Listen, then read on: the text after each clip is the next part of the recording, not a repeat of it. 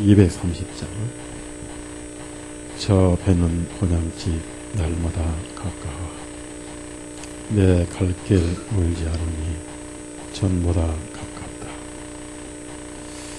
저 배는 본향집 날마다 가까워 내 갈 길 멀지 않으니 전보다 가깝다. 더 가깝고 더 가깝다. 하루길 되는 내 본향 가까운 곳일세. 내 주의 집에는 거할 곳 많도다. 가보자 있는 곳으로 가까이 갑니다. 더 가깝고 더 가깝다. 하루길 되는 내 본 가까운 곳일세. 내 생명 끝날에 십자가 벗고서 내 면류관을 쓸 때가 가깝게 되었네. 더 가깝고 더 가깝다. 하루길 되는 내 본향 가까운 곳일세. 내 길의 원근을 분명히 모르니 내 주여 길 다가도록 나 함께 하소서. 더 가깝고 더 가깝다. 하루길 되는 내 본향 가까운 곳일세.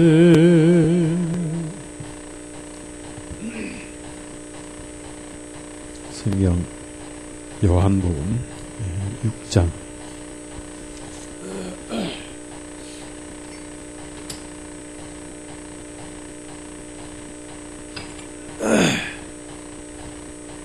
요한복음 6장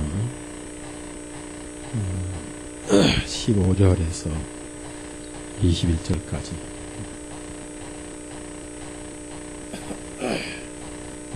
15절에서 21절 같이 읽습니다. 그러므로 예수님께서 그들이 자신을 억지로 데려다가 왕으로 세울 줄을 아시고 혼자서 다시 산으로 떠나가시고 저녁이 되어 제 아들이 바다로 내려가서 배를 타고 가버나움을 향하여 바다를 건너가는 날이 이미 어두워졌으나 예수님께서는 아직 그들에게 오지 아니하시니 마침 바다에 강풍이 불므로 파도가 이렇게 그들이 노를 저어 25 내지 30스타디온쯤 갔을 때 예수님께서 바다 위로 걸어서 그 배로 다가오신 것을 그들이 두려워한다. 그러나 주님께서 그들에게 말씀하시기를 내니 두려워하지 말라서. 이에 그들이 주님을 반가이 배 안으로 맞아들고 배가 곧 그들이 가려던 땅에 닿으니라. 기도하십시다.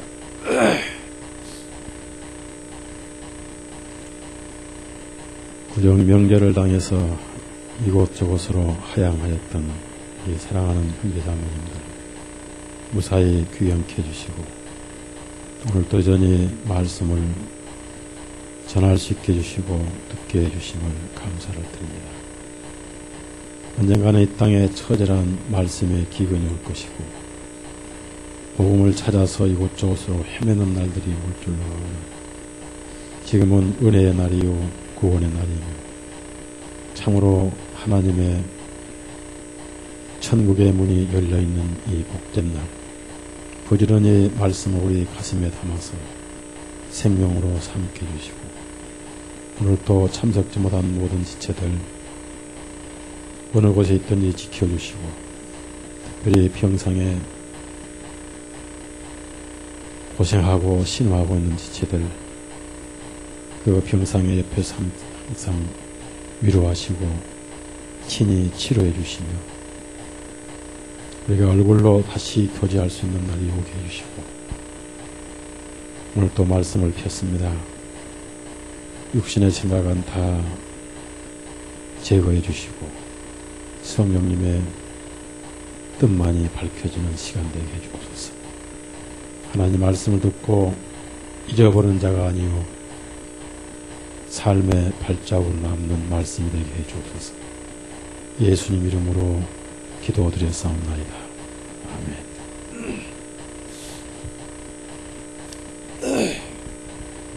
아멘. 지난 수요일날 보리떡 5덩어리 물고기 2마리로 5,000명을 먹이셨다 하는 진리를 묵상을 했는데 오늘 이어서 나눠줄 때 떡이 빵이 늘어났다 하는 것입니다. 빵이 늘어난 다음에 배부를 하신 게 아니고 배부할 때 빵이 늘어났다. 이것은 굉장히 중요한 진리입니다. 우리가 가진 것이 없지만은 우리가 가진 것으로 형제자매를 섬길 때 그것은 늘어나게 돼 있고 거기에는 반드시 믿음의 법칙이 필요하지 계산의 법칙으로는 될 수가 없다.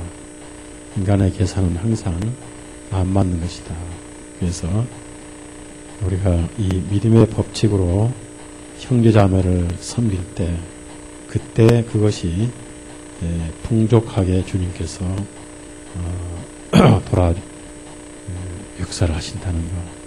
또 하나는 우리가 가진 복음을 가지고 있으면 그는 냄새가 나고 또 곰팡이가 끼지만은 누군가의 그 복음을 전할 때 우리 마음속의 말씀은 풍족해진다. 그래서 주는 자가 받는 자가 복이 있다는 말씀과 연관이 되는 겁니다. 그 다음에 12절을 보면요. 나눠줄 때 다 배가 부르게 먹었습니다. 그냥 먹었다 하지 않고 다 배가 불렀더라. 그래서 이 풀리라는 것은 배가 다 찼고 조금도 더 먹고 싶어하는 사람이 없었다. 다 만족하게 먹었다. 이것은 모든 그리스도인들이 예수님의 은혜를 이렇게 배가 부르게 먹을 수 있다. 또 우리가 우리 영혼의 양심에 만족하게 죄가 사해진 그 그림자입니다. 그래서 구원이 만족하게 받는 것이지 아쉬워서 받는 것, 약간 아쉽게 받는 것은 아니다. 우리가 육신의 음식을 먹을 때는 항상 약간 아쉬워야 돼요. 특히 말씀 들을 때는 배가 땅땅 소리가 나게 먹으면은 설교가 안 들어오죠. 그렇죠? 설교가 안 들어오고 설교자도 마찬가지예요. 저는 말씀 전하는 날은 많이 안 먹는데 오늘은 아주 그 메뉴가 참 좋았어요. 돼지도 한 마리 나오고 그래서 많이 먹었는데 어떻든 우리 육신은 소화를 제대로 하려거든 약간 모자란 듯이 먹어야 되죠. 그러나 구원은 약간 모자란 듯 받으면 안 된다. 배가 부르게 받아야 된다. 확실하게 받아야 된다 하는 것을 우리에게 보여주시고, 이것은 우리가 지은 죄는 먹는 것으로만 끝나는데 먹는 양으로만 우리가 죄를 짓는데 은혜는 배가 부르게 주셨다. 그래서 죄를 지은 죄인에게 은혜는 보너스로 주셨다. 이것입니다. 무슨 말씀이냐면은 죄를 지은 죄인 그 죄값보다 은혜가 훨씬 더 넘친다. 하나님의 은혜라는 것을 우리가 알아야 되고, 그 다음에 이제 얼마나 넘쳤냐면은 먹고도 남았다. 이게 굉장히 참 우리가 중요한 거죠. 먹고도 남았다. 자, 12절, 13절 같이 읽어요. 배부르게 먹는 것도 중요한데 또 남았다 그 말입니다. 12절, 13절 같이 읽습니다. 그들이 배부른 후에 주님께서 제자들에게 말씀하시기를 남은 조각들을 거두어 버리는 것이 없게 하라 하시므로 그들이 함께 거두어 들이니 보리빵 5덩이로 먹고도 그에 대하여 그들에게 남은 조각들이 12바구니 가득 차니라. 정확하게 제자들 한 사람당 한 바구니씩 남았다는 얘기입니다. 12바구니에 다 가득 찼습니다. 바구니도 가득 찼고 먹은 사람도 가득 찼더라. 제자들 12명이 전부 자기들 바구니가 꽉꽉 찼다. 먹고 남은 것도 찼더라는 얘기입니다. 다른 데 보니까 생선도 그렇게 했다. 이렇게 말씀이 나옵니다. 그래서 어떻게 5덩이로 이렇게 배가 부르게 먹고도 12이 남았는가. 이것은 예수님은 창조주요 은혜를 주시는 분이고 절대자이심을 입증시킬 뿐 아니라 다 먹어버리고 남은 것이 없다면은 흔적이 없잖아요. 그래서 일단은 12바구니가 남은 것은 이렇게 오병이어로 5,000명을 먹이신 창조주시다는 것을 남은 조각들이 입증을 합니다. 그리고 이 지역은 가버나움 지역도 아니고 티베리아의 그 동네에 바로 직선적으로 건너편입니다. 지금은 거기가 요르단 땅인데 황량한 사막입니다. 광야입니다. 광야. 황량한 광야이고 거기에 물론 산이 있습니다만은 야산이 있습니다만은 그 동네가 전혀 없는 곳입니다. 그래서 어디서도 빵을 살 수 있는 곳이 아니란 것이 입증되는데 거기에 12바구니가 남았다는 것은 100% 예수님이 초자연적인 기적을 행하신 입증이 되는 것인데 왜 여기에 빵을 남기셨느냐. 여러분이 아셔야 할 것은 12바구니는 사도들이 가진 복음이에요. 사도들이 쓴 신약 성경이 12바구니예요. 자, 우리가 신약 성경을 통해서 예수님을 알고 구원을 받았지요. 만약에 우리 이방인들은 신약이 없다면 구약만 가지고 구원받기가 어려워요. 이방인들에게는 구약만 가지고는 안 풀리게 돼 있어요. 그래서 우리에게 신약이 없으면 구약은 풀리질 않습니다. 그래서 신약 성경이 바로 12사도들이 쓴 성경이다. 물론 여기서 12사도들 가운데 한 사람은 이 바구니, 꽉 찬 바구니를 다른 사람에게 바구니만 넘겨주었지요. 누구에게요? 무슨 유다가 나옵니까? 바울 사도지요.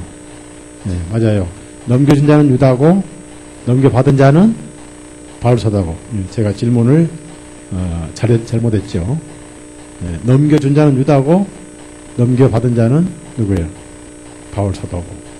그래서 우리가 읽는 신약 성경이 바로 넘치는 12바구니다. 그래서 사도들이 쓴 성경을 통해서 우리가 구원을 받았죠. 그래서 사도들이 쓴 성경을 믿어야 구원을 받는 거예요. 예, 고린도전서 16장, 15장. 그러니까 사도들이 쓴 성경 그걸 복음을 받아야지. 예, 사도들이 쓰지 않은 성경을 통해서는 구원이 없어요. 그리고 사도들이 쓴 성경을 통해서는 우리 구원받았고 그것이 구원받은 입증이 되는 거예요. 그것이 12바구니.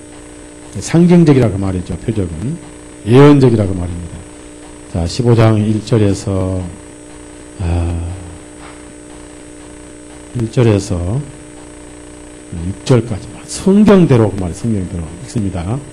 형제들아, 이뿐만 아니라 내가 너에게 선포한 복음을 너희가 그렇게 알게는 또한 너희가 받았고 지금 그 안에 서 있는 만일 너희가 내가 너희에게 선포한 것을 기억하게 하여 헛되이 지키고 헛되이 믿지 않았다면 또한 그 복음을 통하여 너희도 구원을 받았느니 이는 내가 받은 것을 무엇보다도 먼저 너희에게 전하였나 곧 성경 기록대로 주께서 우리의 죄들을 대신하여 죽으시고 장사되셨다가 기록된 셋째 날에 다시 일어나셔서 게바에게 보이시고 그 12제자에게 보이셨고 그 외에는 500명이 넘는 형제들이 보이셨나요? 그들 중 대부분은 지금까지 살아있으나 들은 잠들었느니라. 그래서 이제 여러분 하나 이제 아실 것은 5절에 12제자에게 보이셨고 라는데 이 12제자는 유다가 아니고 유다 대신 누구죠? 마띠아도 아닙니다. 바울 사도를 말하는 거예요. 바울 사도. 자, 그래서 너희에게 선포한 복음을 또한 너희가 받았고 그 안에 서 있느니라. 그래서 너희에게 선포한 것을 기억하여 굳게 지키고 헛되이 믿지 아니하였다면 그 복음을 통하여 너희가 구원을 받았느니라.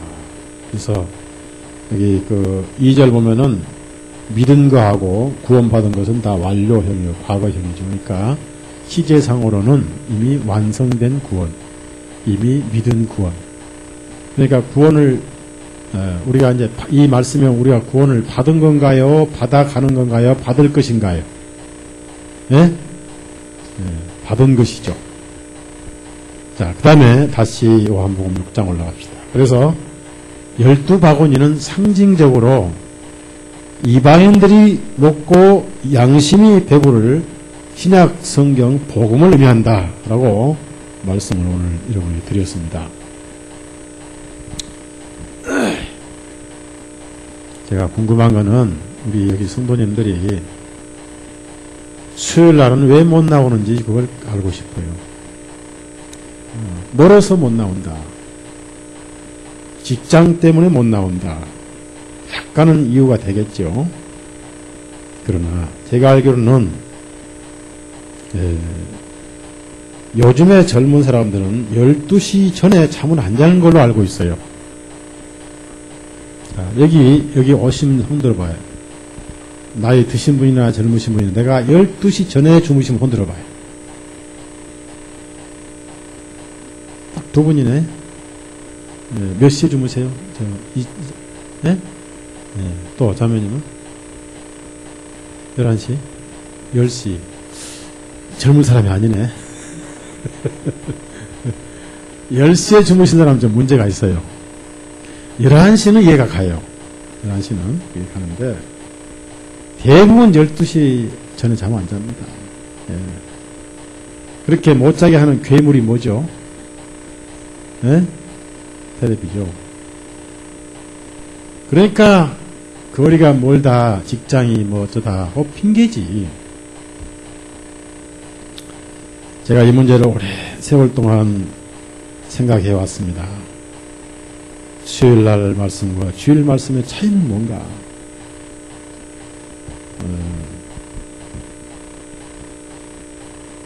왜 그 말씀에 차별을 두는가? 수요일 날과 주일 날의 차이는 뭔가? 이런 생각을 많이 해봅니다. 그래서 수요일 날 안 나오신 분들, 말씀 안 들으신 분들하고 딱 한 달만 목사를 바꿔서 해보고 싶어요. 한 달만. 나는 듣고 그분들이 설교를 해봤으면 싶어요. 한 달. 되지도 않는 소리지만. 네, 자, 요한복음 6장 13절을 보면요. 여러분이 기억하셔야 할 것은요.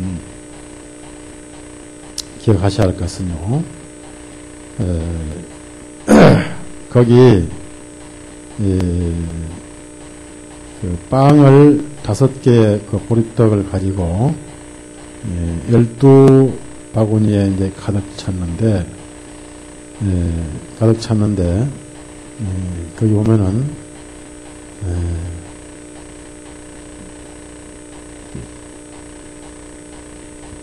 빵에 덩어리가 찬 게 아닙니다. 덩어리는 언제 깨졌냐면은 예수님께서 제 아들에게 나누어 주실 때 이미 덩어리는 깨졌어요. 그래서 나누어 주실 때 덩어리는 완전히 자취를 감추고 온전한 덩어리가 전부 부스러기로 변해버렸어요. 떼어 주실 때. 그래서 떼어져 나눠진 조각들이 바구니에 차 있다. 이것은 희생의 진리를 의미합니다. 피 흘리지 않고는 무엇이 없어요. 예? 육신은 죄값으로 찢어져야 된다.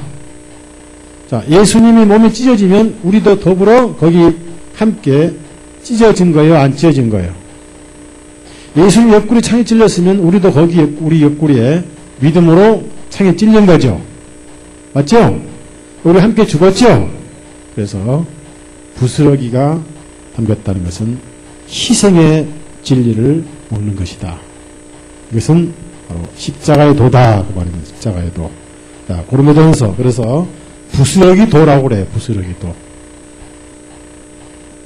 어떤 육신이든지 죄 때문에 찢겨지지 않고는 구원이 없다. 내가 찢겨지면 지옥이고 예수님이 대신 찢겨지면 천국이죠. 맞죠? 네, 그래서 고린도전서 1장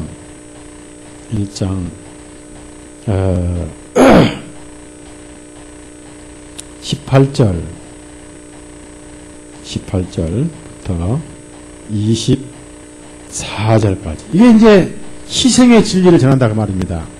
기독교는 어떤 도덕윤리라든지 명심보감이나 모노맹자나 또 엘리야의 기적이나 에레미야의 애국심이라든지 그것이 아니고 바로 하나님의 아들이 피 흘려 죽으심으로 온 인류와 심판이 끝나고 함께 죽어서 찢겨져서 죄인은 없어졌고 의인만 남는 세상. 이것이 십자가의 도다고 그래요. 십자가의 도. 자, 18절에서 24절 다 같이 있습니다. 시작. 이는 십자가의 선포함이 멸망한 자들에게는 어리석은 것이나 구원받는 우리에게는 그것이 하나님의 능력이기 때문이니 기록된 바 내가 지혜 있는 자들의 지혜를 쓸모없게 만들고 총명한 자들의 이해력을 쓸모없게 하리라 하셨으니 지혜 있는 자가 어디 있느냐 서기관이 어딘 이 시대의 변론가가 어디 있느냐 하나님께서 세상의 지혜를 어리석게 만든 것이 아니냐 이는 하나님의 지혜에 있어서는 세상이 그 지혜로 하나님을 알지 못하였기에 하나님께서 선포의 어리석음에 의하여 믿는 자들을 구원하시기를 기뻐하셨나니 이는 유대인들은 표적을 구하고 그리스도인들은 지혜를 찾으나 우리는 나무에 달려 못 박히신 그리스도를 선포하나니 유대인들에게는 걸림돌이요 그리스도인들에게는 어리석은 것이지만 부르심을 받은 자들에게는 유대인들에게나 그리스도인들에게나 그리스도께서는 곧 하나님의 능력이시요 하나님의 지혜이시니라. 그래서 이 바구니에 담긴 조각들을 먹었다. 찢겨지고 깨어지신 그 조각들을 먹었다. 그런데 그 당시 이스라엘 사람들은 표적만 기억했지 진리는 전혀 몰랐습니다. 다시 요한복음 6장 올라갑니다. 그래서 그 표적을 체험한 사람들이 뭐라고 하냐면은 이분이야말로 세상으로 오셔야 할 바로 그 선지자다.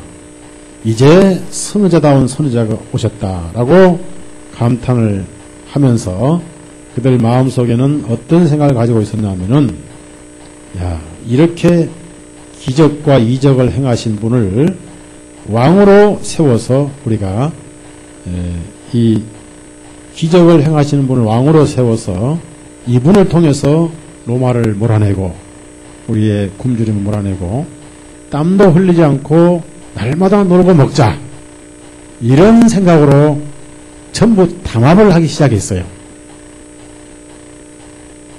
자, 분명히 그 사람들이 5,000명이 넘는 사람들이 5,000명이 먹은 빵을 다 그 배가 모르게 다 이렇게 하면 추록으로 몇 추록 되는데요. 처음에 예수님과 제 아들이 탄 배는 조그만 배였어요. 거기에 빵을 가져온 적이 없습니다. 그리고 빵 먹은 동네는 동네가 아니고 정말 산이니까 빵을 가져온 적도 가져올 수도 없는 거예요. 사람들이 먹고 기적을 체험했습니다. 그래서 이제 반드시 오셔야 바로 그분이다 해서 우리 담합을 해서 이분을 왕으로 만들자, 당을 하나 만들자 해가지고 준비를 했단 말이에요. 그 왕은 무슨 왕이에요? 자, 이미 예수님은 왕입니다. 왕. 자, 요한복음 1장 무슨 왕이에요. 이미 예수님은 왕이신데 49절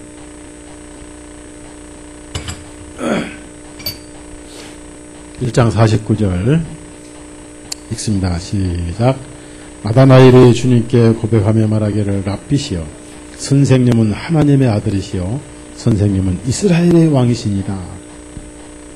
왕인데 세상 왕은 아니죠.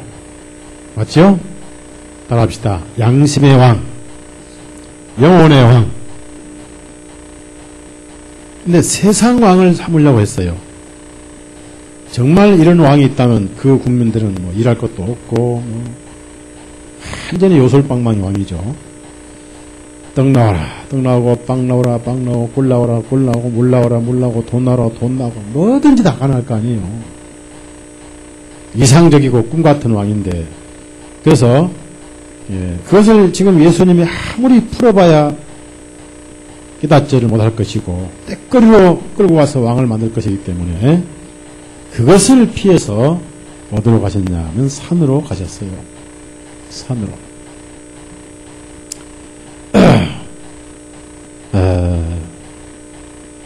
어떤 산으로 가셨냐면은 바로 다른 산으로, 가까운 다른 산으로 가셨다. 즉 그 빵을 먹던 산에서 다른 산으로 혼자 가셨다.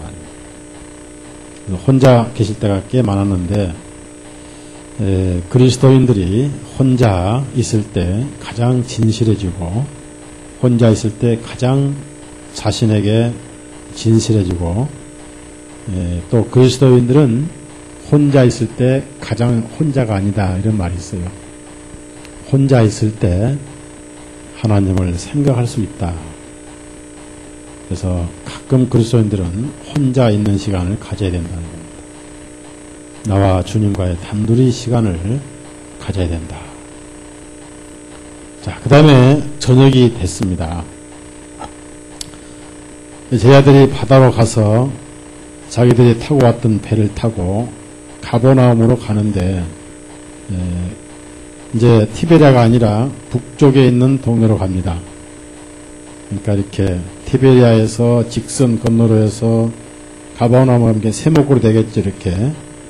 근데 이것은 주님이 지시를 하셨어요. 주님께서 마태복음 14장 하자고 했어요. 주님의 명령도 없이 간 건 아니다.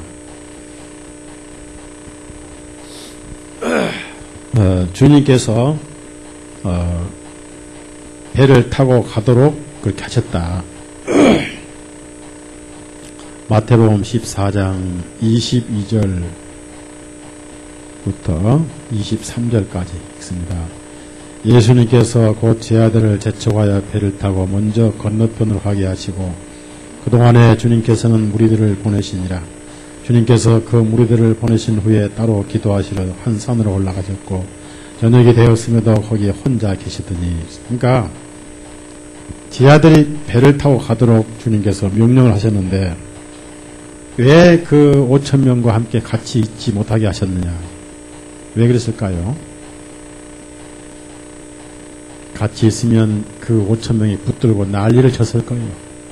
그럼 제 아들이 갑자기 우쭐해가지고 하면서 그냥 해상말로 확 낼 거 아니겠어요? 네? 즉 그런 세상적인 육신적인 그런 왕에게, 그런 왕을 모시려고 하는 사상에 오염되지 않도록 그 철저한 육신적인 사람들에게서 분리시키셨다. 다시 요한복음 6장 올라갑니다. 분리를 시키셨다.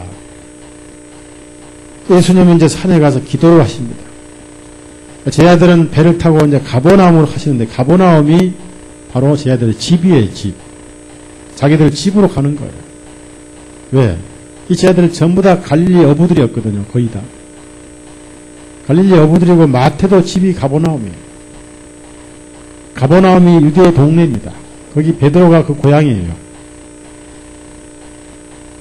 베드로는 구정세로 항상 고향에 가버나움으로 갑니다. 구정이 없지만. 구정이 없지만. 자기들 집으로 가는 거예요. 요한의 집이고, 야고보의 집이고, 베드로의 집이고, 도마의 집이고, 또 세리의 집이고, 마태의 집이고, 다 집으로 이제 그걸로 간다가 말입니다. 예수님은 밤에까지 산에서 기도를 하셨다.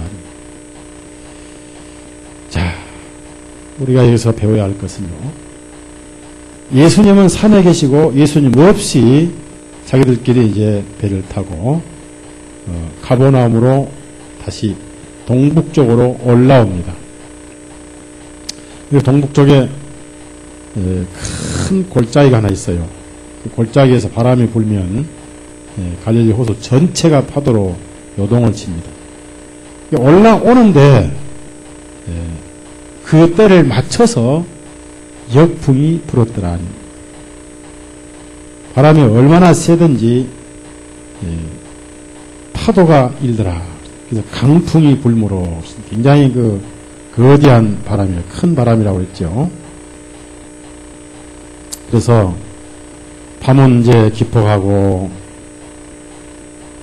바다에서 잠은 잘 수가 없잖아요. 그렇다고 바람에 밀려서 그 사람도 없는 빵 먹었던 데로 갈 수는 없잖아요. 왜냐하면 빵 먹은 사람은 다 이미 갔거든요. 다 이미 배를 타고 다 티베리아로 가버렸단 말입니다. 이쪽 가버렸단 말이에요. 마태복음 보니까 보냈더라 이렇게 나와요. 보냈더라. 그래서 기필코 가야 되는 게 얼마나 힘들게 노를 저었겠어요. 아주 힘들게 노를 저었습니다. 아무리 노를 저도 배가 가지를 않아요. 중간쯤 와서 이제 뒤로 갈 수도 없고 앞으로 가기도 어려운 점 왔을 때, 즉 약 5km 넘게 왔다고 그래요. 30스타디오는 5km. 그때 기진맥진할 때 산에서 기도하시던 예수님이 그 배를 타고 그 바다 위로 걸어서 노를 젓느라고 해를 쓰고 있는 제 아들에게 찾아오셨더라는 얘기입니다. 참 꿈만 같은 얘기죠. 예수님이 바다 위로 걸어서 이 배로 이렇게 오셨다는 요한복음 6장 19절 말씀을 조계종 스님에게 읽어주면 믿겠어요? 안 믿겠어요? 예? 에이 여보시오, 무슨 공가를 치시냐고. 선호공이 수염 뽑아서 파리를 만들었을 정도로 안 믿을 거라고 말해요. 이건 사실이에요. 왜 그렇습니까? 이 파도나 바다를 누가 만드셨어요? 예? 주님이 만드셨잖아요. 바람도 하나님의 통제에 있어요. 통제. 자, 시편 107편. 바람 부는 것도 하나님이 허락하셔야 분다 그 말. 예. 시편 107편.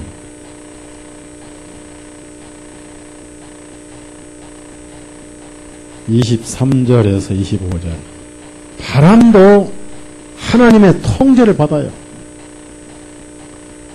23절 25절 시작. 배들을 타고 바다로 내려가서 큰 물들에서 일하는 자들은 깊음 속에서 주님의 일들과 그분의 이적들을 보는도다. 이는 주님께서 명령하시니 폭풍이 일어 그 파도가 높아짐이라. 그러니까 바람이나 파도까지도 하나님의 통제하에 있는데, 마침 예수님 없이 제 아들이 고향으로 돌아가려고 하니까, 가서 하룻밤 쉬려고 하니까 그 시기하듯이 역풍이 불어왔더라. 그게 너무 바람이 힘이 부니까 아무리 노를 줘도 배가 나가지 않고, 그렇다고 포기할 수도 없고 아주 이러지도 저러지도 못한 진퇴양난일 때에 그 시간에 그 배까지 걸어서 오셨다. 참 놀라운 사건입니다. 홍해를 가르신 예수님, 요단강을 마르게 하신 예수님. 자, 그래 그 배로 다가오신 걸 보고 평안해야 할 제 아들이 오히려 두려워했더라. 그러니까 가뜩이나 두려운데, 배라 해봐야 이 강도상 한 4개 정도밖에 안 돼요. 이스라엘 가보니까. 근데 그 배가 이제 배 안에 그냥 물이 들어왔단 말이에요. 배 안에 물이 들어왔어요. 물이 들어오고 이제 노를 젓는데 노라 해봐야 한 2개밖에 안 되지. 그걸 교대롭게 노를 젓는데 배는 안 나가고 앞은 캄캄하고 폭풍을 막 불고 이제 파도는 웅치고 배가 곧 가라앉으니까 아주. 그때 제 아들 생각에 아이고 주님은 뭐 하시나, 이럴 줄 아시고 우리만 가라 했겠지? 그렇게 생각했어요. 예? 예? 그리고 주님만 싹 빠졌겠지? 베드로가 설마 했을 거 아니에요 이제. 예? 감론을박 했을 거 아니에요. 감론을박. 그때 제일 누가 불만이 컸겠어요? 예? 그런 때 평상시 불만 가는 사람이 제일 말이 많은 가룟 유다지. 거봐, 우리가 잘못 따라왔어. 예? 틀림없이 아마 바닷속에 다 집어 수장시키실 거야. 이게 선동을 했을 거란 말이에요. 그런데 어느 분이 그 사냥같이 생겼던 분이 슬 걸어온단 말이에요. 배 쪽으로. 그러면 우리도 어릴 때부터 가장 많이 들어왔던 얘기가 유령이 들어왔죠. 유령. 예? 귀신 들어왔죠.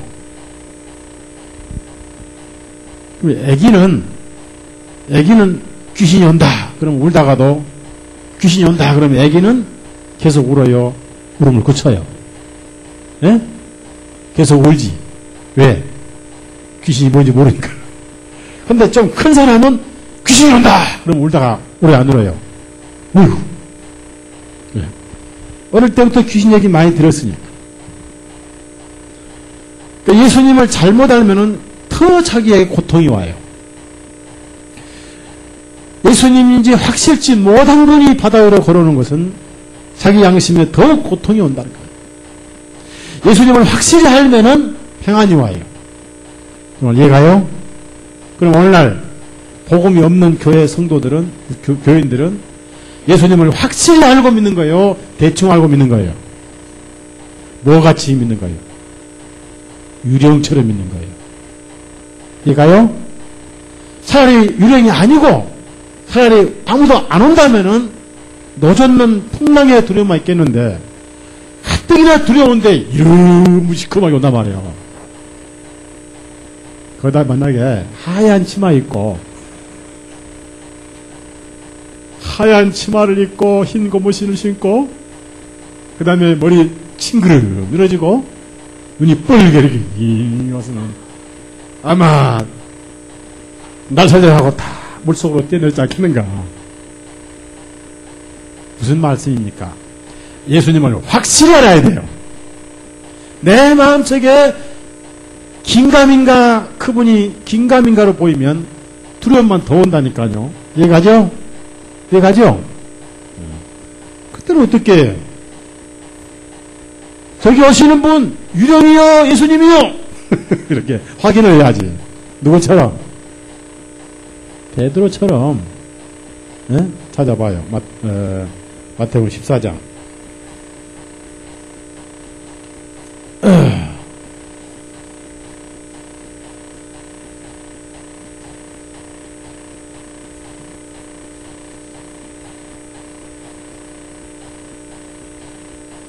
14장이죠. 14장. 네? 14장. 자, 거기 보십시오. 네, 26절. 26절, 시작.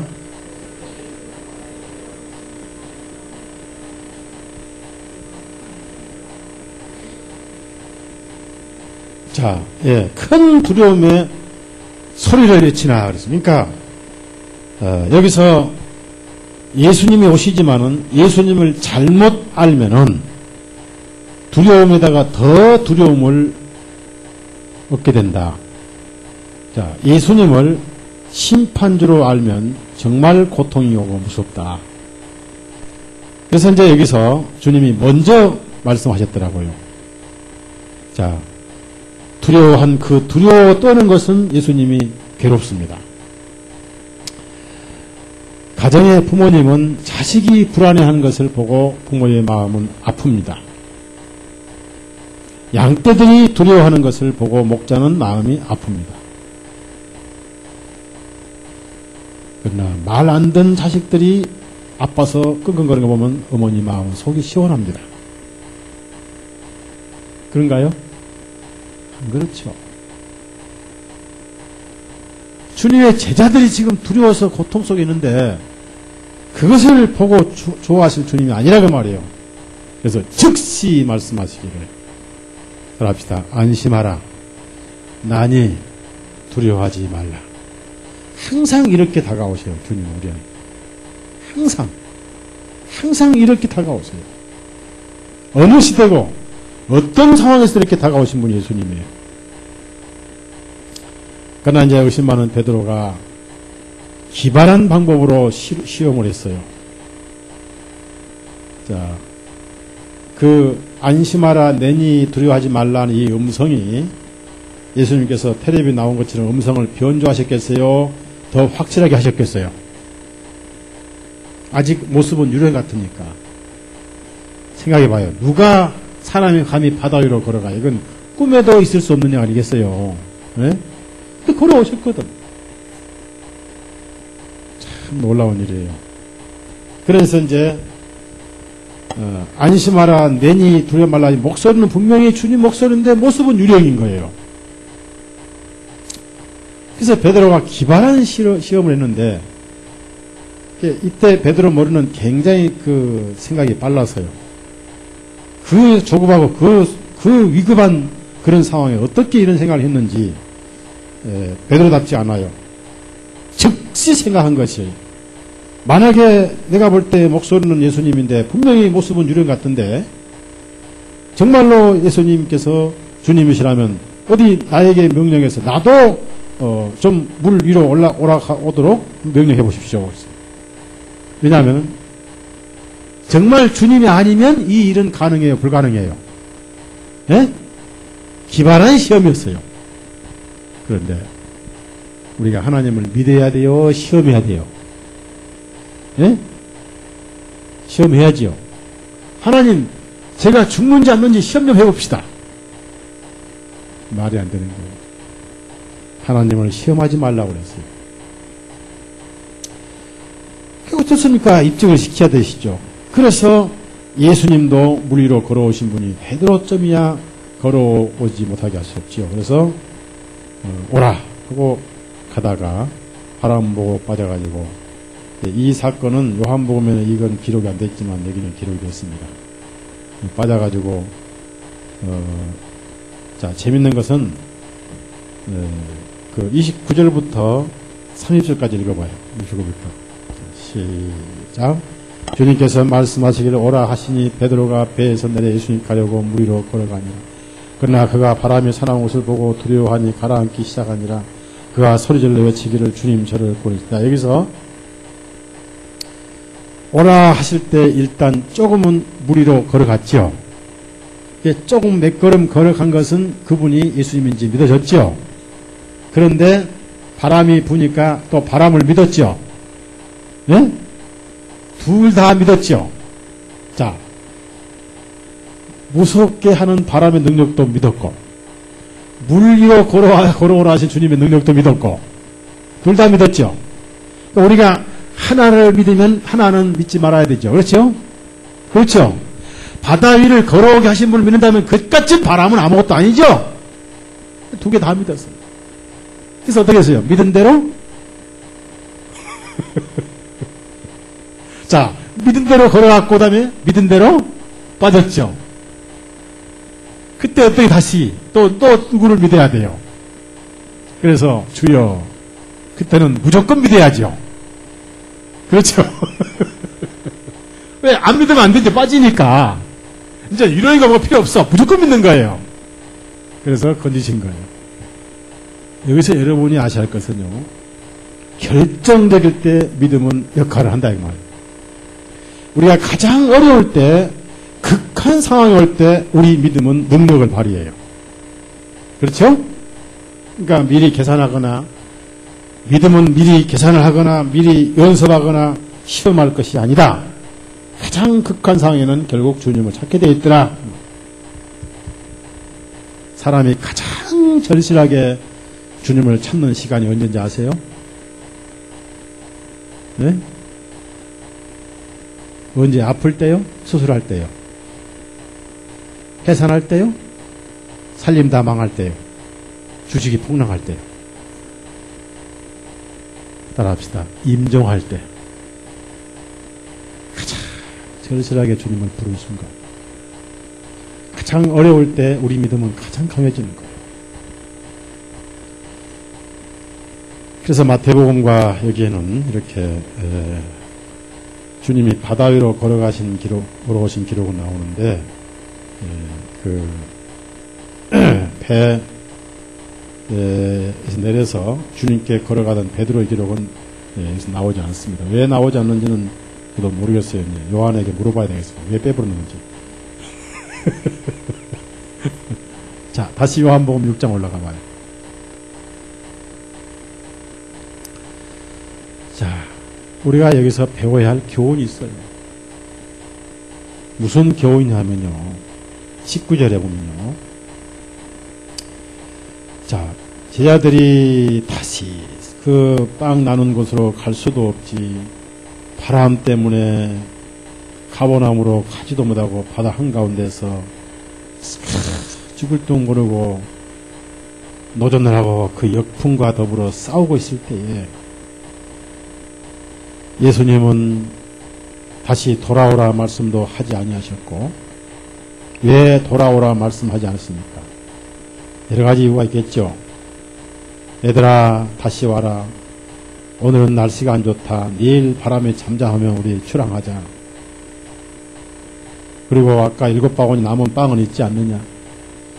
그러니 돌아와서 내일 가자. 이렇게 말씀하실 수 있었는데, 주님은 그걸 돌아오라 말씀하지 않으신 이유는, 신앙은 어떤 역경이 와도 포기해서는 안 된다. 신앙은 전진밖에 없다. 히브리서 10장 가져봅시다. 히브리서 10장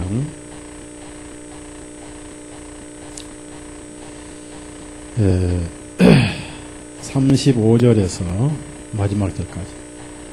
신앙은 역경이 있을수록 전진해야지, 역경 때문에 포기한 것은 신앙이 아니다. 35절에서 39절까지 있습니다. 시작. 그러므로 너희에게 확신을 버리지 말라. 이 확신이 큰 보상을 얻느니라. 이는 너희에게 인내가 필요함은 너희가 하나님의 뜻을 행한 후에 그 약속하신 것을 받기 위함이라. 이는 조금 더 있으면 그분이 오시리니 지체하지 않다. 이제 의인은 믿음으로 살리라. 그러나 누구든지 뒤로 물러가면 내 혼이 그를 기뻐하지 아니하리라 하셨느니라.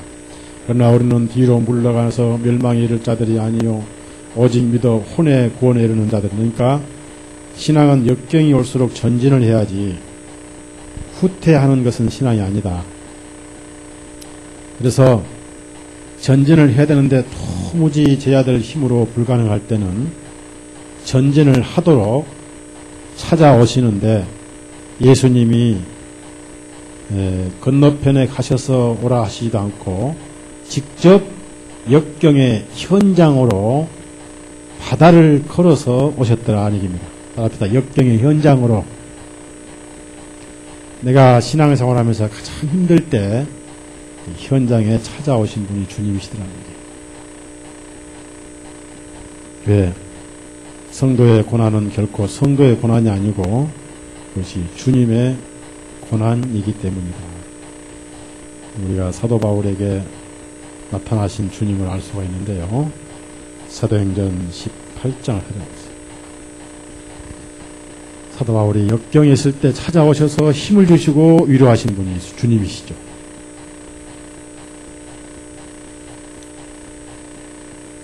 가장 불안해할 때 바로 그 현장에 찾아오신 예수님이 가장 힘들 때 찾아오셔서 위로를 주시죠. 내가 가장 고난스럽고 힘들 때 그때가 주님의 위로를 받는 시기죠. 18장 9절 10절 사도행전 18장 9절 10절 읽습니다. 그때 주님께서 밤의 환상으로 바울에게 말씀하시기를 두려워하지 말고 말하라. 잠잠하지 말라.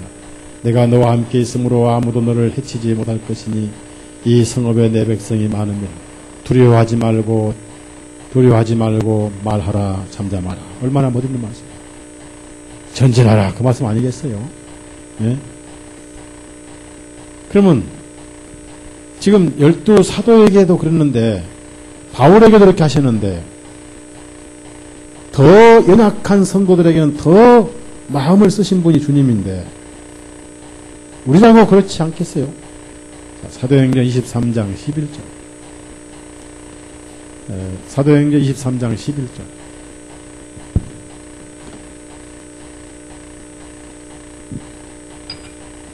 11절 있습니다. 그날 밤에 주님께서 바울 곁에 서서 말씀하시기를 지금같이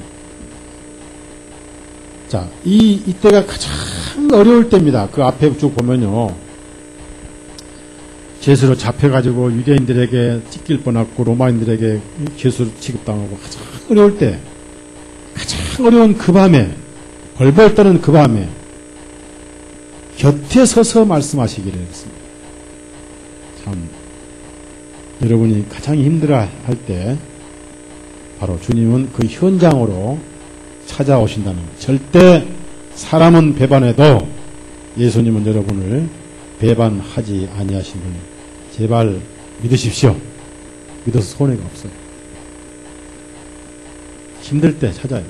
힘들 때 믿음도 없어 찾아요. 자, 다시 요한복음 6장 올라갑니다. 그 배로 다가오시는 걸 보고 그들이 두려워하니라. 즉 예수님이 오시기 전에도 파도에 두려움이 있었는데 예수님인지 아닌지 불확실한 분이 오면 두렵다 그 말이에요. 그래서 예수님 자신을 밝혀주시면서 20절에 그러나 주님께서 그들에게 말씀하시기를 내니 그것은 바로 나다. 내니 프리드가 아니라 두렵다. 두렵다는 뜻이거든요. 두려워하지 말라 하고 유래를 주셔요. 두려워하지 말라. 그리고 이제 그 위로가 오면서 아주 불안이 다 없어져 버리고 그리고 공포가 없어지면서 아이고 주님이 이제 오셨군요. 아이고 고맙습니다 하면서 반가이 배 안으로 이제 기쁘게 맞아들였다가 말입니다. 그분을. 그랬더니 역풍이 갑자기 사라지면서 그들의 목적지인 가버나움에 배가 닿았더라. 배가 곧 그들이 가르던 땅에 닿으니라. 그래서 예수님이 배 안에 오시니까 역풍이 그치더라. 자, 이제 여기서 밖에서 오셔서 배를 타신 기록이 있고요. 배 안에서 주무실 때 바람이 불어서 또 한 번 고통당한 기록이 있습니다. 꼭 두 번 그런 기록이 있어요. 마태복음 8장 보세요. 8장. 그러면 배는 뭐냐? 배는 뭐죠? 배는 뭐예요? 배는 두 가지 의미가 있죠. 첫째, 고기를 잡는 배가 있고 항해하는 배가 있죠. 그렇죠? 원양어선이 있고 여객선이 있죠. 자, 23절부터 27절까지 같이 읽습니다. 시작. 주님께서 배에 오르시니 주님의 제자들이 그분을 따라가니라. 그런데 보라, 바다에서 큰 폭풍이 일어나 그 배가 파도에 덮이게 되었으되 주님께서는 주무시더니 주님의 제자들이 나와 그분을 깨우며 말하기를 주님, 우리를 구원하여 주소서. 우리가 죽어가고 있나이다 하니 주님께서 그들에게 말씀하시기를 오 믿음이 적은 자들아, 너는 어찌하여 두려워하느냐 하시고 즉시 일어나서 바람과 바다를 꾸짖으시니 아주 잔잔해지거늘 그 사람들이 심히 놀라 말하기를 이분은 도대체 어떤 분이시기에 바람과 바다까지도 그분께 순종하는가 하니라. 참 놀라운 기록입니다. 이 사람들은 그래도 예수님의 기적을 하도 많이 봐서 놀라기만 했지 기절은 안 했네요. 만약에 우리가 여기 있었더라면 기절하지요. 기절해버린 거예요. 어떻게 이럴 수 있는가? 꿈꾼 줄 알겠죠. 자, 그러면 언제 폭풍이 오느냐 하면요. 따라합시다. 믿음이 약할 때, 믿음이 작을 때 없는 게 아니잖아요. 배는 뭐예요? 배는 우리가 천국까지 가는 과정인데 내가 세상적일 때 예수님이 안 보일 때 있습니다. 안 보일 때 풍랑이 오게 되고요. 흔들리고 또 예수님은 항상 살아계셔야 되는데 주무실 때 안 보이는 거예요. 그러면 육신이 팔팔 살 때는 예수님은 주무시고 예수님이 팔팔 살아계시면 육신은 주무시고 육신은 잠자고 이 안에 예수님이 잘 안 보일 때는 항상 파도가 치고 풍랑이 오고 두려움이 온다. 마지막으로 요한복음 6장을 보시면요. 오병이어로 5,000명을 먹이셨다. 우리가 예수님의 보혈을 통해서 구원을 받았습니다. 그리고 편히 쉴 수 있는 가버나움 동네로 배를 타고 항해를 시키시고 바다는 세상을 거슬러서 고향을 가죠. 저 배는 천국집 날마다 가까워 항해를 하죠.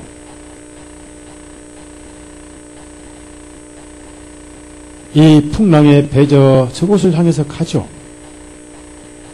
근데 그것이 잘 가도록 편안하게 잘 항해해서 가버나움까지 가도록 예수님은 산에 가서 기도를 하셨더라. 예수님은 자신의 생명을 온 세상에 나눠주시고 세상이 하늘까지 잘 가도록 지금 하늘에 가셔서 기도를 하고 계시죠. 네?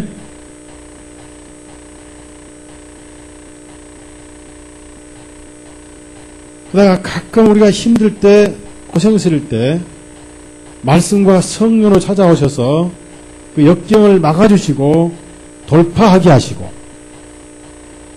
그분이 바로 주님이다.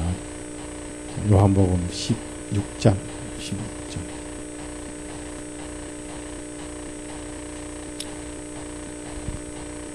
그래서 반드시 세상을 항해할 때는 거대한 역풍과 싸울 수밖에 없다.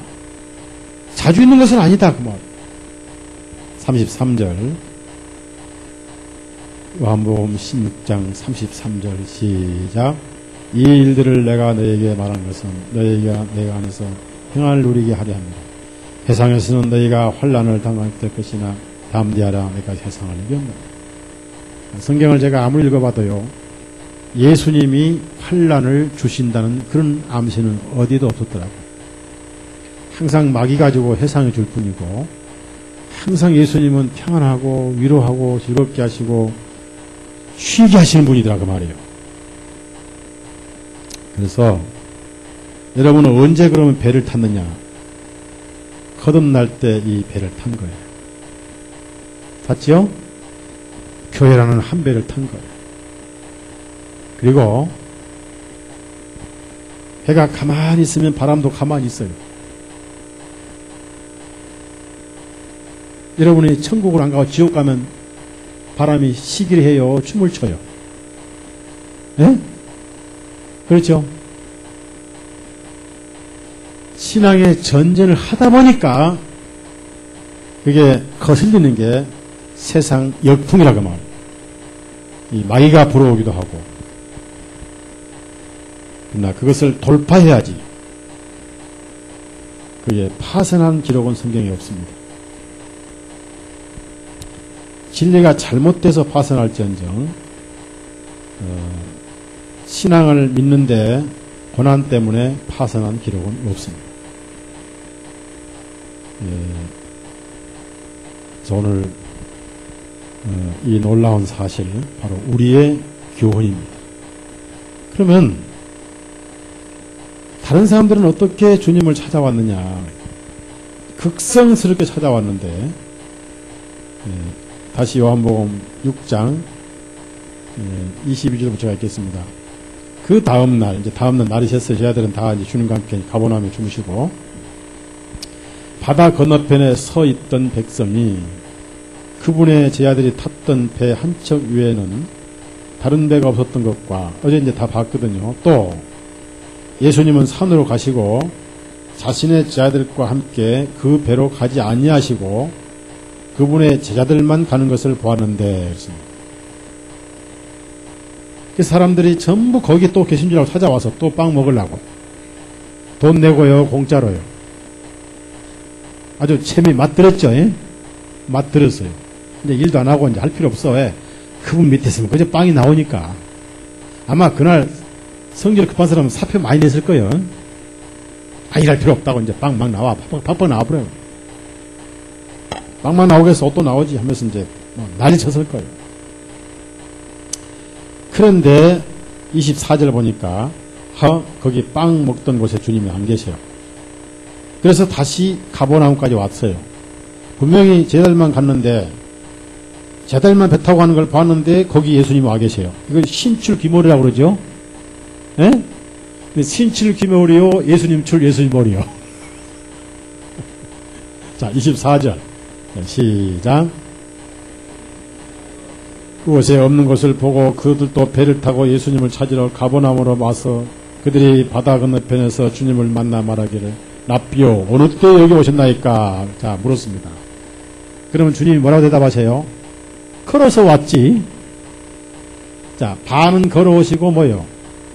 반은 배 타고 오셨는데 걸어오시되 길로 걸어오셨어요? 바다 위로 걸어오셨어요? 그러면 내가 바다 위로 걸어왔다 배 타고 왔느니라 말씀하시면 빵 먹은 건 다 믿으면 또 그건 믿어요, 안 믿어요? 아이고, 주님 농담하지 마시고 빵이나 주십시오 할 거예요.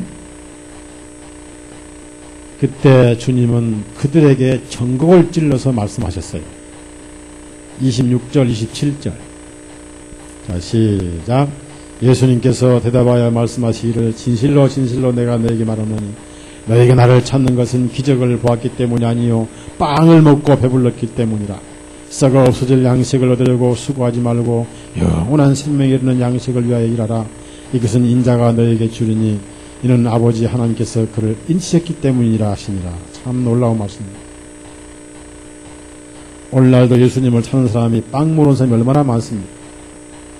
축복이나 받고 세상에 잘 되려고 온 사람이 얼마나 많습니까? 썩어 없어질 양식을 찾는 사람이 얼마나 많이 있습니까? 그러나 우리는 생명에 이르는 양식을 찾아서 왔고 먹었습니다. 이 신앙생활의 과정을 이렇게 주님께서 보여주신 것입니다. 그래서 여러분이 개인적으로 이렇게 신앙생활 할 때 역풍이 불어옵니다. 즉 뜻대로 안 된다 그 말이에요. 뭐 뜻대로 안 되는 거예요. 그게 역풍입니다. 그러나 뜻대로 안 되는 것은 뭐냐면은 주님의 명령에 반하는 뜻대로 안 되는 것은 그건 주님의 뜻이고, 주님의 명령에 순종해서 가버나움으로 가긴 가야 되는데 역풍이 불어와서 못 가는 것은 그건 사단의 방해고, 주님은 그 뜻이 무슨 뜻이냐에 따라서 그 역경의 현장에 찾아오시기도 하고 그걸 깨달으라고 구경만 하시기도 하십니다. 얘가요? 자,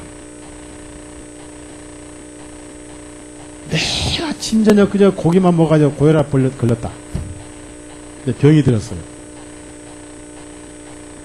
주여, 저를 고쳐주십시오. 주님이 찾아오셔요. 구경하고 계세요.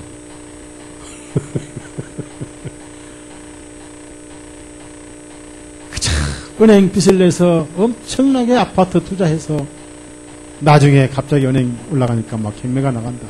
금식 기도를 합니다.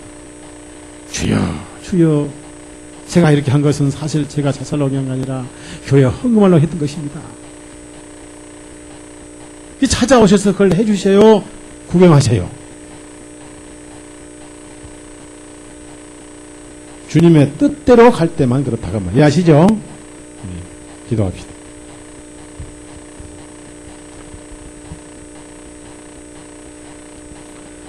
은혜로우신 주님 감사합니다.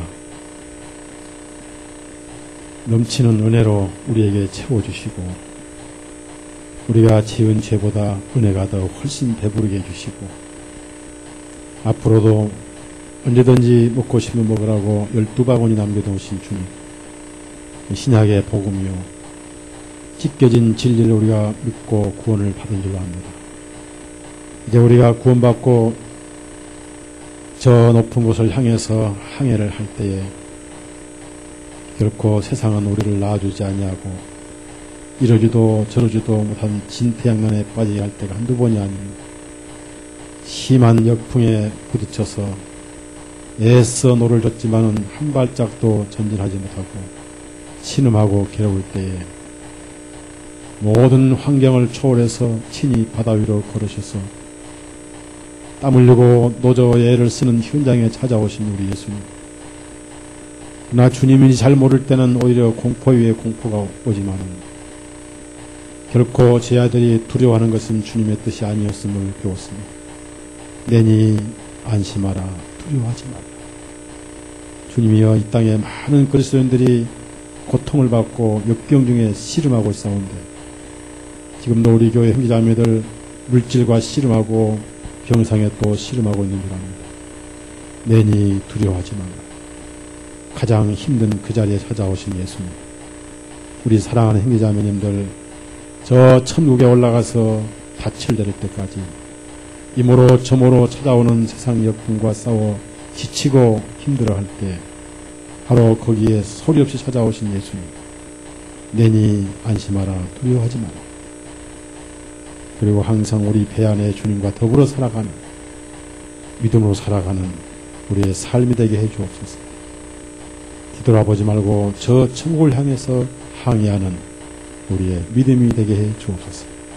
예수님 이름으로 기도드려 싸움나이다. 아멘. 마치겠습니다.